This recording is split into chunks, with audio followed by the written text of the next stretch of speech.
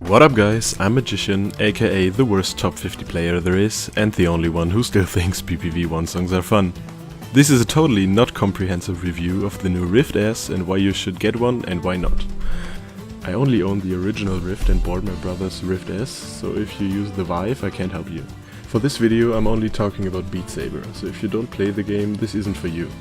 So basically the only people this is good for are the people who own an original Rift, want to play Beat Saber on a high skill level and are richer than me. That's not the biggest group to be honest. Although everyone who has his or her reservations about inside-out tracking should keep watching.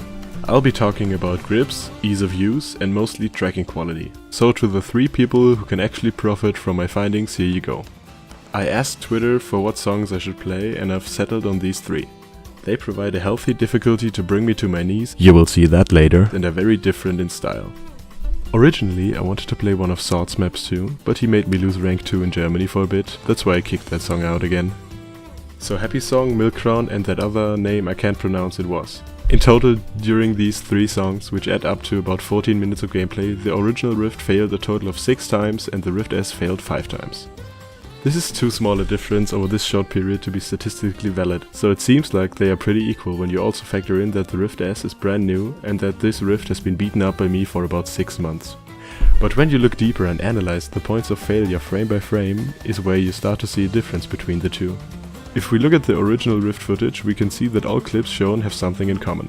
The positional data of the controllers cuts out, but the rotational sensors keep working, since the rotational tracking is in part done with the gyroscopes and accelerometers inside the controller, while the positional tracking works with the sensors on my desk tracking the controllers. It's pretty obvious that the cameras are the point of failure in this setup. When we look at Rift S footage on the other hand, we see a drastically different kind of failure. For starters, the duration of the failures on Rift S are very short. They're only about 6 to 12 frames. In a 60 FPS video that's about 0.1 to 0.2 seconds long. On the original Rift however, it is very different, with a time frame of about 30 up to 180 frames. That's more than 3 seconds. The Rift S had mostly issues with teleporting of the controllers, which isn't as disorienting as staying in one place for long and isn't even noticeable except for this one.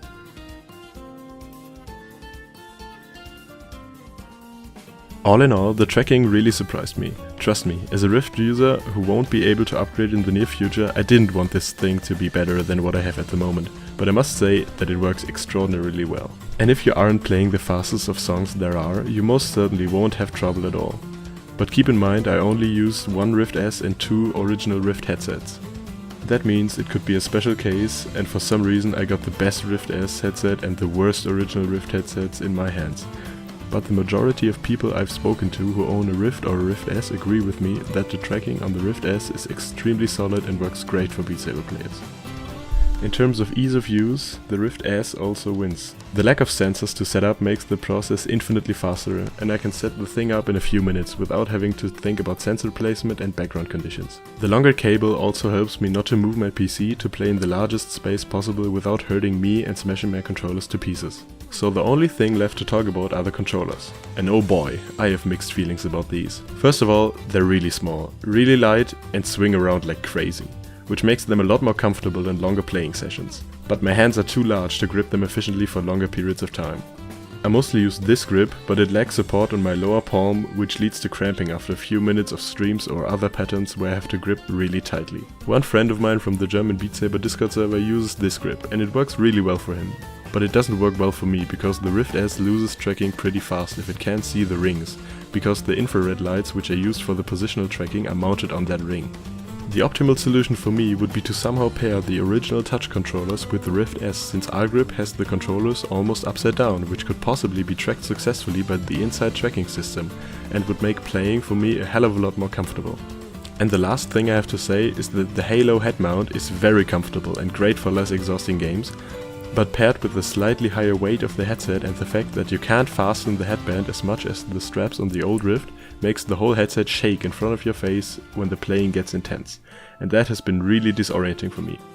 Overall, the Rift S is a really good upgrade to tracking, although it's not perfect. The higher resolution didn't matter for me because you kinda slide past the screen door and don't notice it when you are playing, so this isn't an argument for me. The shaking of the headset and the small controllers make my personal experience not much better than the original Rift did. I'd say that an upgrade to Rift S for about 450 euros or $399 is not worth it at the moment. Hold on to your Rift unless you can't cope with the tracking or crave a higher resolution. I would suggest to wait and maybe pick it up during a sale or after a drop in price. If you don't own a VR headset yet and want to engage in playing Beat Saber, the Rift S is maybe the single most affordable headset that also has reliable tracking and good specs. Thank you for watching my review, and tell me in the comments what you think of the Rift and Rift S, and if you already have one.